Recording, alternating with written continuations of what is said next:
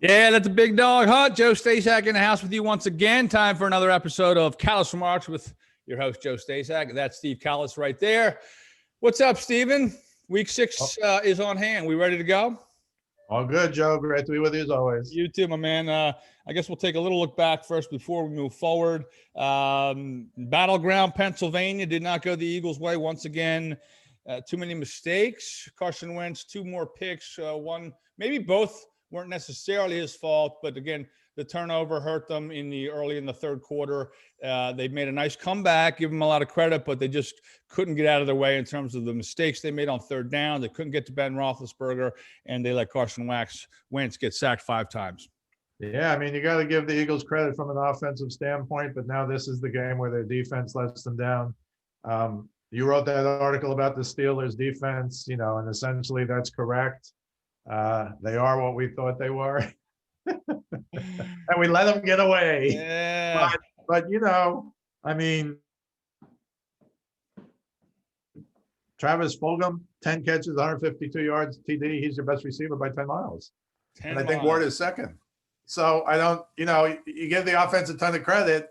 But the Steelers, Big Ben, you got to give him credit coming back from that elbow last year. I think he played like 2 games. Yeah. And, 27 for 34, 239, 3 touchdowns, no picks. But, the Eagles have a brutal schedule.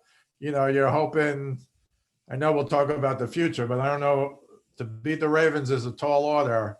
But having said that, I think they can. Just like I thought they could beat the Steelers, they were in that game. So I think they're in trouble, but once again, they're in the world's worst division, and Dak is gone for the season. So we'll see what happens. Yeah, let's talk about Dak a little bit. I mean, awful injury, one of those where you don't really want to look if you're squeamish. Right. He was getting a $31.4 million under the franchise tag. Never signed that deal for $175. It would have been pretty secure. That's why got to sign those deals, man. That would have put him on par with, or at least I think he wanted another $10 million, which would have put him on par with Russell Wilson. He's not Russell Wilson. I'm sorry. Sign that deal. That was I thought it was a very generous offer. I think you're totally right. Plus, on the overall scheme of the world, 175 million versus 185 million, it had to be more of an ego thing than a money thing, that he wanted to just get paid more. And I got to tell you, you know what I think of Zach? If they're running good, he's a star. But if their running game is no good, I don't think he's that great. And even though he put up incredible numbers the first few games, it's because they were losing, and they were in 40 to 39 games. So I agree with you. It was pretty stupid of Dak not to sign it. And that's now just magnified because he'll get real money. I just don't even know if he'll get that offer. If he somehow from Dallas gets that offer because they want to do the right thing and they print money, he should grab it immediately. But I thought it was a huge mistake. So that's $35 million a year that he turned down with $111 million guaranteed. So you got $111 million in your pocket. And I don't know if these quarterbacks do insurance stuff like people used to do, like college kids the last year when they're going to make a lot of money in the draft in the first year. They used to get insurance. Right. If Dak has a good agent, I don't know. You tell me. Maybe he had $100 million in insurance. Possible. I'll bet he had some sort of insurance policy. But it's a terrible fracture. Of course, the operation was a success. Of course, he can come back 100%. We'll see when that happens. No, I'm sorry, you just don't know. And but I think you're right. I think he made a big mistake not taking $35 million a year. And I'll say it again, it has to be ego, not money, because $10 million after taxes is what, $5 million? Right. What's the difference at that point? But Dallas did a good thing. I always say the second most important position on the field behind the quarterback is the backup quarterback. They signed Andy Dalton, who's a professional quarterback, had a lot of success in Cincy. In the regular season, he comes in last week cold and brings them back against the Giants, albeit it's the Giants. I mean, they gave up 34 points to the hapless Giants, but the defense is rough. But he did bring them back. They won the game. Can they what are we doing here in the NFC East? We have a 1-3-1 team. We have a 2-3 team that's not really good. And Andy Dalton's in. I mean, who takes the NFC East crown? I think it's what we thought before. It's between Dallas and the Eagles. I thought Dallas had a bigger edge from a talent perspective and from a coaching perspective. But after watching Dallas the first few games, they don't look any different from a coaching perspective than they did with Garrett. And Garrett, was interesting. He was out there with Dak when Dak got hurt, if you saw, because he was his coach all these years till this year. But you're right, they put up 34 on Dallas, so I still think it's between the Eagles and Dallas. And I thought Dallas had a real edge before the season started, and now I think they have a slight edge. It might actually come down to if one sweeps the other in the two Eagles-Dallas games, that's the team that will win. And I don't know if either team is capable of sweeping the other because, as we've talked about, it's maybe the worst division in the history of, not this year, in the history of the NFL. So I couldn't even answer. Put a gun to my head. I think it's going to be very hard for the Eagles to beat the Ravens. Hopefully their schedule gets easier when they play within the division. Yeah, much easier.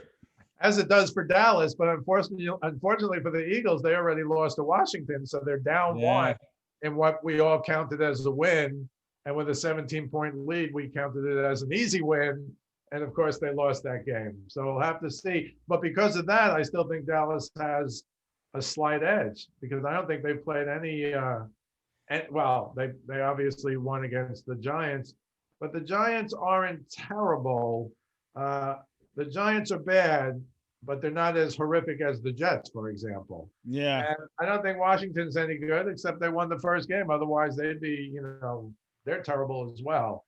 So I'd say slight edge to Dallas right now, but I wouldn't bet anything either way on who's going to win that conference, that division, I should say. Jets winless this year. I said during the draft when it happened or a little bit afterwards, I was never a big Sam Darnold fan. I didn't think he'd make it as a pro to be a very, very viable franchise quarterback. He's playing on a horrific team, so that doesn't help. Now there's talks of him being on the trade block. I just don't think he's an NFL quarterback. I could be wrong. I've never thought that. What do you think of Sam Darnold, and is he just a product of his environment? Well, not to defend Sam Darnold, but the Jets are historically bad. Last year they had Robbie Anderson, and I remember telling my son, this guy Robbie Anderson is really good. Look what he's doing with the Jets and Sam Darnold. Now I think it's, where is he? Carolina, I think. And I think you're right. Yeah, he's been like all Pro Bowl for sure, good. And now again, not to defend Darnold because I kind of agree with you. The notion that he's a franchise quarterback and he has the alleged quarterback whisperer Adam Gase coaching him, that's not working out too well. But he doesn't have many weapons now. Not that Le'Veon Bell was a weapon, but he's gone to the Chiefs. Robbie Anderson was a weapon last year. I don't think Perryman is coming back for them, but they're historically horrific. And if they win more than 3 games, I'll be shocked. And if Gase is there, I'm surprised he's not gone yet because they fired Bill O'Brien, right? They fired Dan Quinn, right? Yep. I don't know how Gase makes it, but no, I don't. I think you're right about Sam Darnold. I think at best he's a good backup or a low-end starter. But again, they haven't really given him much to work with. He did have 8 catches, 112 yards last week in a win over Atlanta. He is very good. But, the guy slinging to him, really, I didn't think he could play better than he did in New Orleans. He turned out to be a pretty good starting quarterback in Teddy Bridgewater. How for real is Carolina? I think people kind of forget them. Cam Newton's now with a different team, and the kid, the running back, McCaffrey's been hurt. How for real is this team, or are they? I'm shocked that they're even good. Once they lost McCaffrey, I totally wrote them off. But unlike you, I always liked Teddy Bridgewater. He was 5-0 coming in for the Saints last year. But even before he got hurt, and there was a horrific injury, I thought he was a good starting quarterback. Do I think he's a franchise quarterback? We're going to find out because he's never really had the chance. Right. And then when he got hurt, he was out like a year. It was another one of those incredibly serious injuries. And to be Breeze's backup, you don't think he's going to play. But then he gets a chance. He goes 5-0.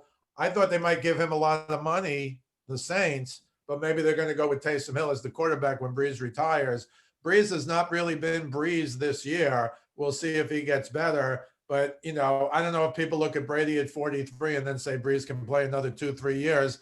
I don't think that's the case. So I'm glad Bridgewater got a shot. Look, Carolina is good. I'm shocked that they're good, but they're good. So I'd have to say they're for real until some teams beat them up, and that just hasn't happened.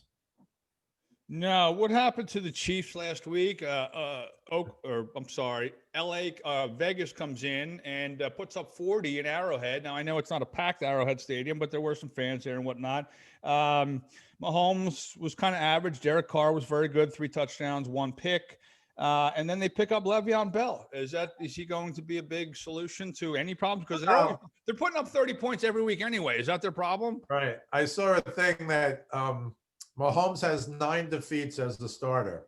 In the 9 defeats, the Chiefs have averaged 31 points a game. So that shows you where the Chiefs' problem is. That's unbelievable. Wow. But having said that, the Chargers could have beaten them and arguably should have beaten them. The Patriots, I'll still say that was a miracle game, even though when you look at the final score, 26-10, if you didn't watch the game, right, you don't know. But clearly there's a blueprint there, and you're going to have to outscore the Chiefs, but clearly you can. You know, you're right about Carr, but 22 for 31 for 347 yards. Yeah. That's incredible. Yeah. But clearly, if you have a guy like a Belichick, and there aren't guys like Belichick, but who can shut down Mahomes for a half, you're still going to have to score a lot of points. You know that stat, only 3 times in his career has Mahomes not thrown a touchdown in the first half, and all 3 against the Patriots. Of course. But there's clearly, look, the Chargers held them low. I think it's interesting, but clearly the Chiefs are not what they were last year. And even though I thought the Ravens could beat them, the Chiefs manhandled the Ravens. So I don't know if you really have other teams. Some people say the Steelers. I don't agree. Kind of based on your article, frankly, I don't agree. So I still think it's the Chiefs ahead, but they've kind of come back to the pack in the AFC. And I don't really know who else there is besides the Ravens. But, you know, the Raiders beat them. So I don't know. Maybe you can make a case for the Raiders. But it's more wide open. We said Chiefs and Ravens in the AFC, wide open in the NFC. Now I'll say, you know, it's probably wide open in the AFC as well, because the Chiefs could have 3 losses. I know they only have 1, but they could have 3. Sure. And boy, that would have been incredible. Yeah, real incredible. They play the Bills this weekend in it's not Rich Stadium anymore, but they play up in Buffalo in Orchard Park. They're part of one of my selections in my pick segment. Let's hit it right now. How'd you do last week? Because I know you're red hot. And what do you got this week? Because people are going to want to know. Yeah, I did good last week. 3-0, 11-4 for the season. Thankfully, all on this podcast. You're going to have to tell people on Sunday they better listen to the Joe Staszak podcast before Sunday, because we never get a chance to do games in Philly now. I'll do that. Yeah, absolutely. But last week I had the Rams over Washington, easy win. Arizona over the Jets, easy win. And then I took the points of the Chargers, who, again, based on their performance and the Justin Herbert guy who you like, you know, they didn't beat New Orleans, but they were getting 7.5. So I think I sent you a text when you go into overtime and you're getting 7.5. Good. That's a happy feeling. It's a good feeling. So 3-0, 11-4 for the year. And you know what I think? I think you need 5-6 weeks to figure this out. So I think it's partly luck, but partly it's just kind of such a weird season. But look, if you pick against the Jets, or you pick against the Giants, or you pick against the Falcons, you know, and all those teams are at the bottom, you've got a good chances to cover. This week, I'm going to pick Miami against the Jets -9. Not even because the Jets are horrific, because I thought Miami would be much better. And now these last couple of weeks, they've been really, really good. They're better. They're where I thought they would be. I also like the Rams -3 at San Francisco, because San Francisco's a mess. They're just so bad. Garoppolo was so bad last week. Right. Garoppolo started and got pulled. Now, does that mean, I'm not sure, he was out for a bunch of weeks, so do you expect him to just jump in? We had questions about Garoppolo after the Super Bowl, just like we had questions about Goff after the Super Bowl. Are these guys, they're making $1 gazillion, but are they really franchise quarterbacks? I don't even know. But so I like the Rams -3 at San Francisco. And I'm going to ask you if this is a Joe Staszak line. After what the Titans did to the Bills on Tuesday Night Football, which I could not believe, it's a good thing I couldn't pick that on Sunday because I would have lost that one. But I like now at Tennessee, 3.5 over Houston. Now, I know Houston got a win. They changed coaches. Romeo Crennel. But I got Tennessee at -3.5 over Houston, and they're playing Tuesday, Sunday. So I understand that's like Sunday, Thursday. But after what they did to the Bills, I thought they'd be like a 7-point favorite at home. It looks like the line stinks a little bit. Okay, that's the Joe Staszak. So I'll go with Tennessee, and then next week when Houston covers, you can go, I told you on the air, man. I held my nose. But I'm going Tennessee, Rams, and Miami. How about you? All right, good stuff. Good stuff. You are hot, my friend. Congratulations. And it's the first 5 weeks, which is really tough. Even Vegas has a tough time in the early going. Last week I liked the Dolphins in San Francisco. I liked them straight up, actually. You know, Dolphins are my up and coming team. I didn't think they'd kill the Niners 43-17. Right. And it kind of puts a little damper on what the Eagles did to them. But a win is a win, and every week's different in the NFL. They were getting 6.5. They won 43-17. Also like the Vikings to get their first win. And in fact, we can talk about that right now. Well, after we do this segment, because I know you wanted to talk about this game particularly. Yeah. Vikes, I had 6.5. I thought they would keep it close. They lost by a point, so they covered. And to be honest, I couldn't remember the third game. I think I took maybe the Colts, and they didn't cover against the Browns. So I'll say I went 2-1. I should really keep a record of this.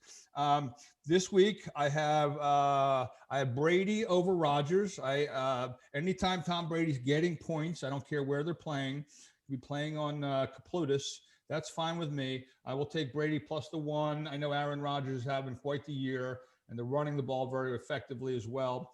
That game's in Tampa Bay. I know the home field doesn't matter as much this year, but I'll still take Tampa Bay. I like the Bills. I think the Bills are a good squad. I know they got clubbed the other night. I still think they're better than that, and they're getting points at home. I like home dogs. So I'll take the Bills. We're a very good team. They're certainly not in the Chiefs category, but they're getting a lot of points, and I'm not a huge Josh Allen fan, although his numbers are through the roof this year. His progression from in his third year has been phenomenal. So I know they have Le'Veon Bell do the Chiefs, but I'm going with the Bills plus the points. And believe it or not, I'm going with the Andy Daltons. I'm going with the Andy Daltons, getting 1.5 at home from the Arizona Cardinals. I don't really think – I know that they're 3-2, but I'm not sure Arizona should be a favorite anywhere. And the boys, I think, have just at some point have to start playing better defensively. And I don't think they're going to miss a ton with Andy Dalton. I still have Zeke, and they have the 3 receivers, and they just have to play better defensively. And it's another home dog. So I have Tampa Bay plus the point or 1.5, whatever you're getting. I have the Bills plus 5, Cowboys plus 1.5. That's my 3-pack. And Steve, you want to talk about that game a little bit, because I'm with you that Mike Zimmer, coach of the Vikings, I couldn't believe what he did. Now, he gets the first. Let me just explain this for those of you who don't know. The Vikings had a 5-point lead and had a 4th and like inches down near the Seattle goal line, and they went for it instead of kicking the field goal, which would have put them up 8. Correct. They go for it and they don't get it. Seattle gets the ball, 1 minute and some left, and Russell Wilson drives them down the field. Amazing drive. It's Russell Wilson, and Seattle wins it by a point. Your thoughts? Yeah, the reason, and I wrote down your picks, so we'll have them next week for sure. All right, thank you. I think the problem there is, and I know you have to make these decisions fairly quickly, but the only way you can lose the game is to go. Now he'll go, oh, aggressive. We had run for like 200 yards or whatever. The numbers were crazy they had run for. But Dalvin Cook was out. You know, he got hurt in that game with that groin. Yeah. And so to me, I'm thinking at the time, well, the only way you can lose the game is to go for it and not get it. And you can say, oh, well, then they got to go 95 yards. And I say, yeah, Russell Wilson. Yeah. So I thought tonight, because if you kick the field goal and it's a chippy, you know, you're up 8, you can't lose. And not only is that, to me, 8 points is a 2-score game. You got to score the touchdown and make the 2-point conversion. So I think it's a different analysis. Why he did that, I have no idea. That really, really hurt Minnesota from a season perspective. Imagine beating Seattle. Yeah. In Seattle. And you're right, no 12th man, but still at home. And so Wilson was unbelievable. This DK Metcalf is unbelievable. You know, you do have Pete Carroll, who kind of overblows his people sometimes, but saying, I don't know anybody who's doing more than this guy. I don't know anybody who's doing more than this guy. Really Seattle 5-0 for the first time ever. Wilson with 19 TD passes in 5 games. Incredible. We always call him the magician.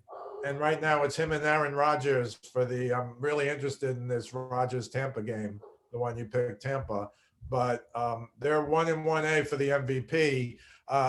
And I know people are giving Rodgers an edge now, and maybe rightfully so, because he's doing it with smoke and mirrors. He's got no receivers, literally. It's like an Eagles. It's like an Eagles deal. And you know his guy's coming back this week, but Russell Wilson, he's still the magician. We've been calling that since we've been doing this podcast. It's just incredible. But yeah, I thought Zimmer made the. Now again, I never heard a press conference, but we want to be aggressive there. We want to show confidence in our offense. And yes, generally speaking, but who's on the other side? If it's Sam Darnold, right, you can go for it. You have to kind of weigh that into the picture. If it's 10 or 12 quarterbacks, 15, 20 quarterbacks, yes. But if it's Russell Wilson or Aaron Rodgers or Tom Brady or, you know, a few other guys, no. Kick the field goal, make them come down, and not only score once, but score twice with a 2-point conversion. I say when you're down 16, you're down 4 scores. Everybody says it's a 2-score game. And that's true mathematically with 2 8-points. But 1 8-pointer to me is a 2-score game. So I thought it was a colossal mistake. And I'll say it again. Suppose the Vikings had beaten Seattle on the road, it would have changed their whole season. All right. Yeah, I totally agree. And Russell Wilson's just off the planet this season. Far and away the MVP of the league. All right. Speaking of MVPs, LeBron got his fourth ring. Kind of under the radar. And I know a lot of folks weren't really, I don't know. It seemed like people checked out. There were a lot of days in between games and playing in the bubble with no fan. It was weird. I just felt it's real. I'll give him his 4th ring. That's great. It just seemed a little different than normal, which everything is different than normal nowadays. But your thoughts on LeBron, the Lakers run, the 6-game win over the Heat, and LeBron's MVP? Well, I thought it could be a series, and then Dragic and Adebayo got hurt in the first game. Dragic never came back. But look, the Lakers were the best team. They had 2 of the 5 best players in the league. They had the 2 best players in the finals. They won it. I give a lot of credit to LeBron. I don't know if it's such a big deal to lead 3 different teams to the championship, but he's the first guy to do it. So I guess it is a big deal. But here's the minor complaint I have. So LeBron wins his 4th MVP in the finals. And, you know, some people thought it could have been Davis, by the way. But, you know, you're not going to argue with LeBron. His numbers were like, for the series, I wrote them down. He averaged like 29.5 points a game. He almost averaged a triple-double for the finals. So it was really incredible. 12 rebounds, 8 assists in the finals. So that's incredible. So, you know, he should get the MVP. But ESPN puts up a thing, MVP finals, all time. Jordan 6, LeBron 4, and then you got like Magic, Duncan. So I look it up. How could Bill Russell not have won 5 or 6 or 7 or 8, right? So it says most MVPs in the finals all time. So I look it up. When did they start giving out the finals MVP? Oh, yeah. And the first year they gave out the finals MVP was 1969, which happens to be Russell's last year. And his team, when he was the player coach, won the championship. So I look it up just to see if he had won because he had already won 10 championships before. And he was the main man, and they won 8 in a row. What, he never got any? So I looked it up, 69. And in 1969, Jerry West was the MVP, the only guy to win when his team lost. Wow. Against the Celtics. Wow. So I'm sorry, you can't put all time. I know it's ESPN and their research is better than mine, but you cannot put up all time. You can only put up since 1969 when the award was given out. I'm sorry, Joe, that's BS. Because the problem nowadays is they want to do the last 20 years or the last 30 years.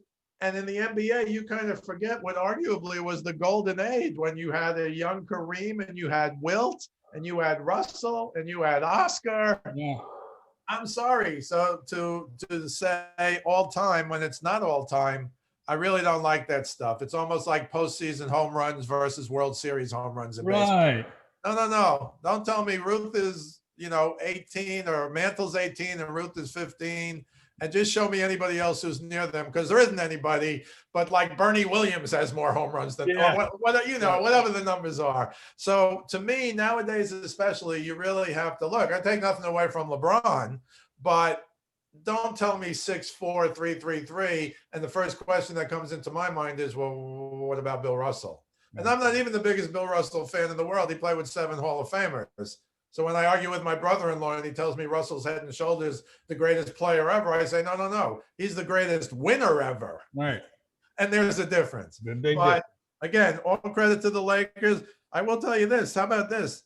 Anthony Davis is the first Kentucky player coached by John Calipari at Kentucky to ever win a championship. How about that? With all the guys he sent in. Wow, that's a good stat. Is that right? Really? I saw it on ESPN. I don't think it was an all-time stat, so I'm okay with it. Actually, I think they said maybe Elias Sports Bureau for that one. I'm not sure. But, look, I think it's a real championship because you had to go through the playoff rigmarole. Sure. I understand not after 82 games, but they kind of played 82 games. They came back to the bubble for 8. Mm-hmm. So I don't think there's any asterisk. I will say this for the Heat. Jimmy Butler, I guess, made the right choice by leaving the Sixers. He probably didn't think he could win with Embiid and Simmons. And they've got a real up-and-coming team. I think they have to re-sign Dragic, who is 34 years old now with a foot injury. But he was the one guy who could get his shot, I thought. And so I thought it could have been a series, and I thought it would have been a series. They won 2 games because Jimmy Butler scored 40 in the recent game. Yeah. And I give them credit, and I give Jimmy Butler credit. He said, we didn't do anything. My stats don't matter. We didn't get the job done. And good for him. Good for him is right. Yeah. I love Jimmy Butler. I think the Sixers took a major step backwards when he went to Miami, and it reflected, in my opinion, how they did. A few minutes left. Talk some baseball. The Braves are 1 game away from the World Series. Tampa Bay and the Astros going at it tonight in Game 7. Your thoughts? Well, I hate the Astros. I'm sorry, just because of what they did. Sure. Somebody should ask at the press conference, were there any garbage cans at the game? I'm sorry, Joe. What they did was so beyond the pale, so disgusting. And the commissioner wouldn't even strip the World Series when he couldn't penalize the players because he gave them all immunity. Yeah. So I'm rooting hard against the Astros. Give Dusty Baker credit how he got them there. They only gave Dusty a 1-year deal. Yeah. I don't know how they cannot sign him now, even if they lose Game 7. But I'm going to pick Tampa Bay in Game 7. I will say this. I like Blake Snell, although he said that incredibly stupid stuff about, well, I'm making $7 million and you want me to play for $2 million. That was idiotic. Won the Cy Young 2 years ago, was not good last year, was real good this year, went 5 innings in Game 1 and gave up 1 run. And they pulled him, and I thought Kevin Cash got a little panicky. I know he's got the guys, but pulled him after 4 innings when the first guy walked and the second guy hit a ground ball between short and third, 3 or 4 feet either other way. I think it's an easy double play. And Snell was furious. I think the day Snell can leave, he's leaving because this is the Tampa way. So they bring in Castillo, who's been virtually unhittable. I wrote down his stats, and this is why they brought him in. But after 82 pitches and 4 innings, they pulled Snell, and he was livid. And Castillo's stats coming in were 7 in the postseason, 7 in the 3rd innings, 3 hits, no runs, 10 strikeouts. Snell said after the game he was confused by the decision. He didn't want to, I guess, totally throw Cash under the bus. But Castillo said, quote, I felt rushed getting into the game, which is interesting because Castillo doesn't usually come in the 5th inning with nobody out. So they bring him in, and what happens? Springer, 2 RBI single, adding insult to injury, both runs against Snell. He becomes the losing pitcher sitting on the bench, which must have made his head explode. Of course it did. And then Altuve doubles in Springer to make it 3-1. And then Correa singles in Altuve to make it 4-1. They scored 3 runs the next inning. First time Castillo was not superb. But again, you move these guys in. Castillo doesn't come in the 5th inning. Does that make a difference? I don't know. But they smacked him around pretty good. And Snell, after being the ace of the staff, Cy Young Award winner 2 years ago, 5 innings, 1 run. In Game 1 of this series, I think he deserved a little more respect. Plus, he didn't have a chance to get the win once you took him out. He was winning 1-0. Plus, he got the loss because Springer drove in his 2 runners. So they actually sacrificed bunted, by the way. It was like old school Dusty. They sacrificed the runners to second and third, and then with 1 out, Springer singled in the 2 runs. 4-1 after that inning, game over. 7-1 after the next inning or whatever it was. So I think you'll see. I want to go back to the Yankees quickly. So Boone got incredible grief, and he should have, for starting the 21-year-old rookie for 1 inning as an opener. What? And then bringing in J.A. Happ, who has complained all year about the way he was used. Right. Even though they got 4 or 5 lefties in the lineup, Happ's not one of these lights-out guys against lefties. He got smacked around. They lost that game. Then in game 5, I just wanted to say this briefly. 3 home runs. Tampa Bay wins 2-1. The first home run, Aaron Judge, 6'7", goes back to the wall, jumps up, and he hits his head on the overhang in San Diego. I've never heard of a baseball field that had an overhang where a player could hit it. So he jumps up, hits his head. I don't know if he would have caught it, but the ball did not bounce very far back from where he would have been if he had jumped up. And that would have made it a 1-1 game. After the game, he said he didn't realize, he didn't know. You got to know your field. And this wasn't game 1. But I've never seen where you could jump up to get a ball over the fence and hit your head on an overhang. So that was just very weird to me. And, you know, so I'm rooting for the Rays. As you know, only the 2004 Red Sox against the Yankees have even come back from 3-0 to get a game 7. And of course, the Red Sox won game 7. But I'm just hoping that Tampa wins, because if Houston goes back, they're going to say, oh, see, it really didn't have much of an effect a few years ago. And everybody with a brain will say, what, are you kidding me? You cheated. Right. Yeah. But we'll see. The other one, I picked Atlanta to go all the way to the World Series. As you know, I was a little whatever because Soroka got hurt early on in the season running to cover first. He tore his Achilles. But the pitching has really stepped up. The hitting, Freddie Freeman might be the MVP of the league, might be the MVP of the playoffs. But as you know, they're now up 3-2. And I have to say, Clayton Kershaw, 4 earned runs in like 5 1/3 or whatever he did. Don't tell me how great he is, please. I don't want to hear it either. And they'll have that 13 strikeout shutout against a 29-31 team as a playoff start. But whatever, it's it's Atlanta 3-2. I liked Atlanta before. I'm still going to pick them. The Dodgers, they can't seem to win. Although, they're making a good comeback tonight. And if they force game 7, we'll have another thing just like with Houston forcing game 7. So we'll see what happens. But if I had to pick, I'd go Atlanta, Rays. But it's really Atlanta because I picked them before the season, before the playoffs, even though they lost their best pitcher. Those guys are playing great now. Freeman, Acuna, Ozuna. I do want to say in yesterday's game, Atlanta's winning 2-0. Guy hits a line drive to right. Mookie Betts comes in and makes a great play. And Ozuna leaves way early to tag up, scores easily, appeal play. So, it was 2-0, and then they hit a 3-run homer to make it. Will Smith off of Will Smith. Did you hear that one? Yeah. And so that gave him a 4-2 lead, so maybe it wouldn't have mattered. But you can't have stupid base running like that in the playoffs. And that really cost the Braves. I'm not saying they would have won that game, but being up 3-0 is a little different than being up 2-0. It's not the game's over, but it's different. So I'm still going Atlanta Rays, but it's more with my heart with the Rays, and I hate the Astros. I'm sorry, I don't usually hate teams, but they're cheaters. And I'll go Braves over the Dodgers. All right, we shall see. 90 seconds left. Give me a little bit on Whitey Ford, Joe Morgan, who passed away recently.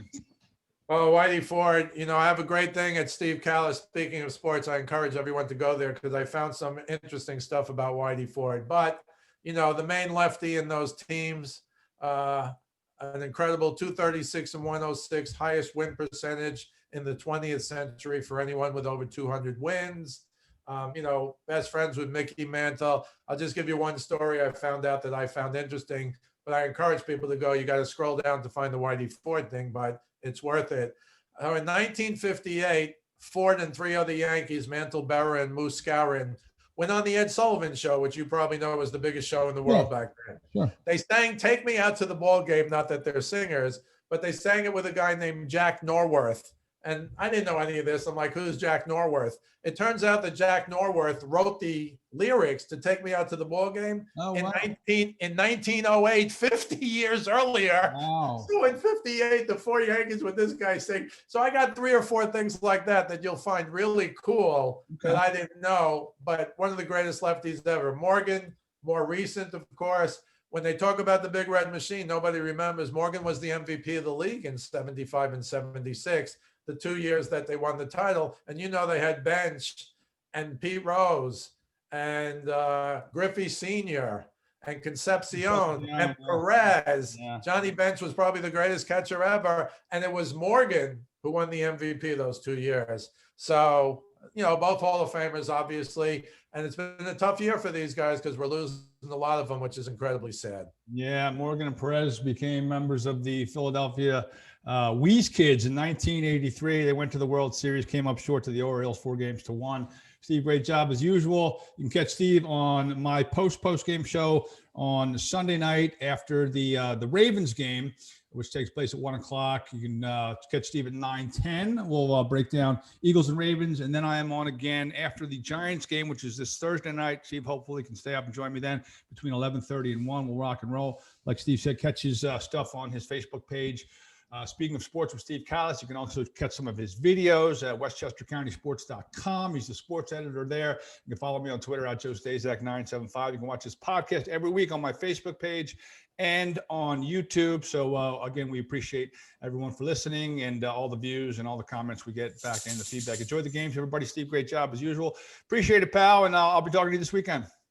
Yep. Great to be with you. I just want to say the best place, Westchester County Post YouTube, because that's where we have all the videos in one place. That's the best place to go. Very good. You heard it from the man. All right, folks, we appreciate it. Have a great week, and we'll talk to you next time. I thought that was good, man.